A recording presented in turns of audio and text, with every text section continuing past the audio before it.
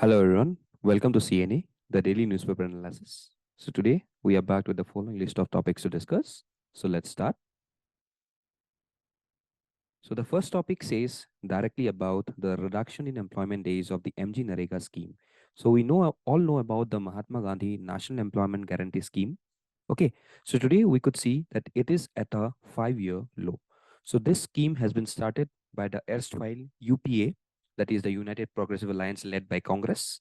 So now we have seen that recently the slowness of this respective scheme has been seen in various number of areas of our country.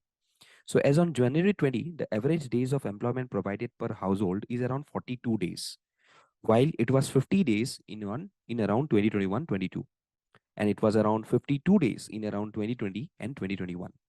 Okay, so followed by various number of other incidents as can be seen during that period of time.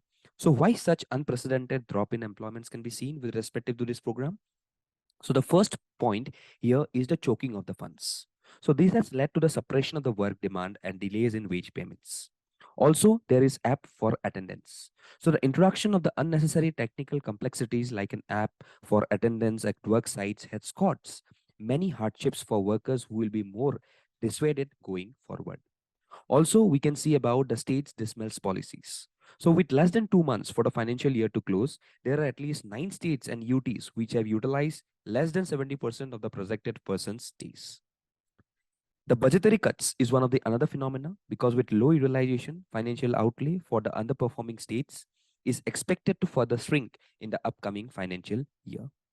So therefore, today we could see that this issues of implementation can be seen with respective today's respective program, and therefore this program has directly created some number of misconduct in the recent times.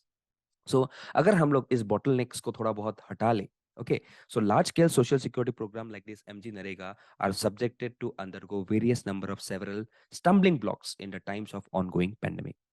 So government and NGOs must study the impact of MG Narega in rural areas so as to ensure that this massive anti-poverty scheme is not getting diluted from its actual part. So we must view MG Narega as an opportunity and explicitly include in a broad-based strategy to tackle any socio-economic crisis in the coming future.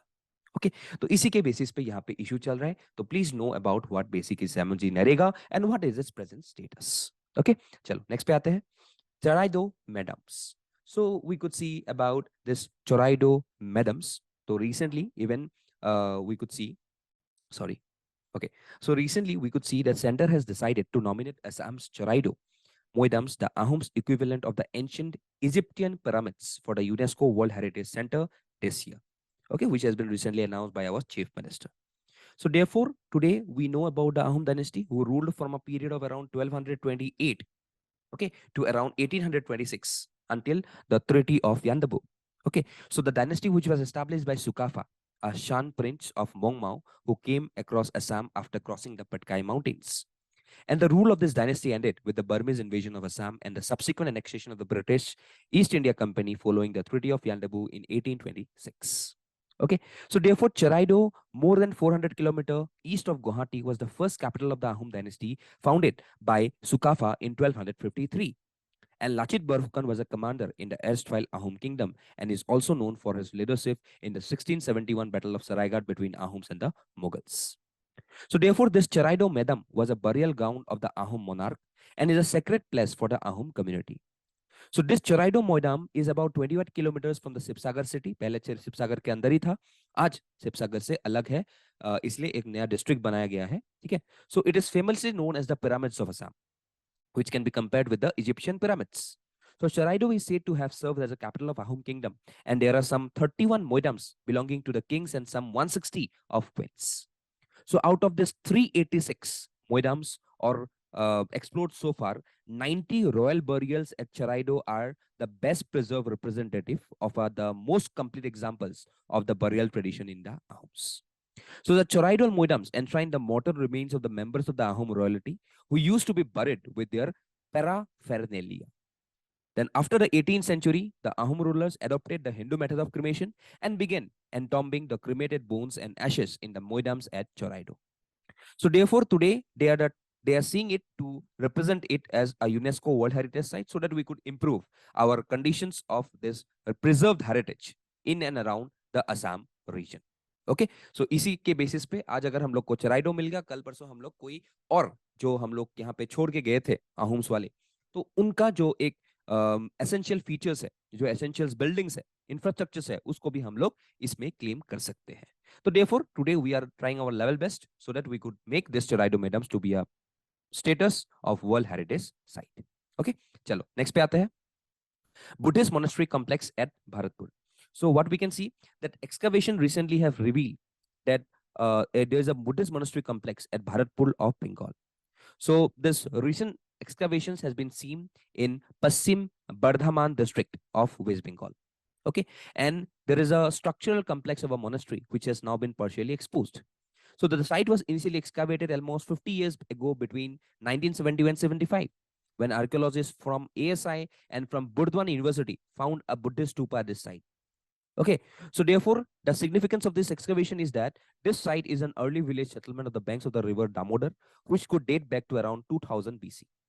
And the site is unique in terms of Buddhist sites in the states because of the presence of large stupa along with a monastery complex and black and red ware pottery.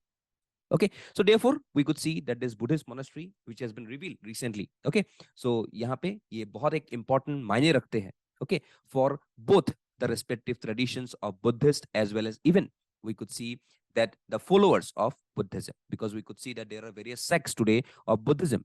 Okay, be it the Hinayana, be it the Mahayana. Okay, so every sect is directly relating themselves with this respective excavation. Okay, तो ये बहुत important बन जाता है for exam purpose because this has been recently discovered in Bharatpur, its district, as well as the respective state.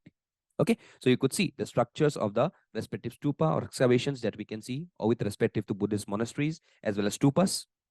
Okay, so Buddhist monastery is a community of men or women who have chosen to withdraw from society, forming a new community. And stupas, we could see that the older stupas were enlarged during the time of Mauryas and the Guptas. And the famous amongst them is the Sanchi, then Bharhut, and the Amravati. Also, we could see viharas, which are basically the dwelling places of the wandering monks, as well as we can even see the chaityas. Okay, so the chaityas are shrines, sanctuary, temples, or prayer halls in Indian religions. Okay, so this is particularly one of the brief sketch of the respective stupa of this Buddhism as a religion.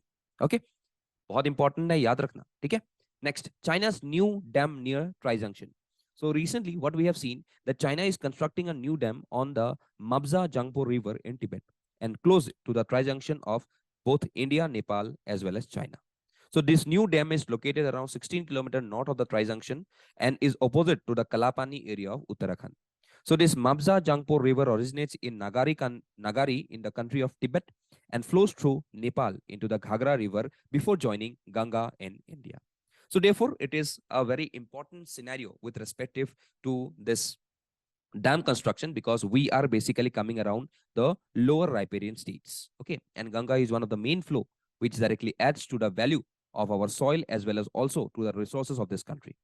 So therefore, आज हम लोग देख सकते हैं कि आज जो impact हुआ है because of the building dams. So हम लोग देख सकते हैं कि यहाँ पे हम लोग का जितने भी पानी है, so China is directly going with this war, which is basically the dam war or water war by constructing some of the dams in the locations which has got relations with the country. So this, by terming water resource in Tibet as a commons, India can draw international attention, and China should be pressurized to reconsider signing this 1996 UN Convention on Non-Navigation Use of Water, which require watercourse states to cooperate on equitable and reasonable use of management of international watercourses. So India needs to go for creating awareness and strengthen the agreements based upon this respective law. Okay, so Tibet has essential influence over Asia and providing sustenance to some of the world's most productive agricultural zone. So it is the collective responsibility of all the riparian states to preserve the ecology of this region by not catering to the demands basically for commercial purposes. Okay, so you can see the construction of such number of dams in this respective location is killing the region's demography as well as even killing the region's ecological balance. Okay, and also the water resources that we can see with respective to our country. Okay, so this is with respective to the tri-junctions policy that we can see with respective to the country like China. Okay, next पे आते हैं. a reminder of the flaws in India's urbanization politics. Okay, policies, sorry. So what is this article is all about?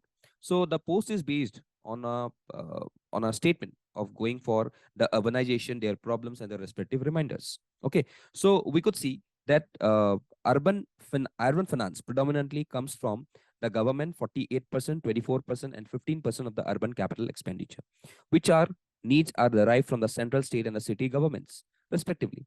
And public-private partnership projects contribute to around 3% and commercial depth of around 2%. So various reports have estimated a huge demand for funding urban infrastructure. Okay, so even if I see about a report which is known as the Ahluwalia report, which says that nearly 39.2 lakh crore will be required to go for this urban infrastructure. Okay, so therefore we need to see that there are various number of issues today with urbanization in India. And the basic problem is that it is a top to bottom approach without taking into confidence the grassroots level people.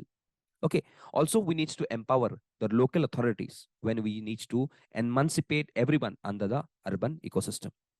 So therefore, there is a need to improve urban governance and regular elections should be held in the cities as well as in the boards, so that there must be empowerment through the transferring of the 3 Fs, basically finances, functions and functionaries.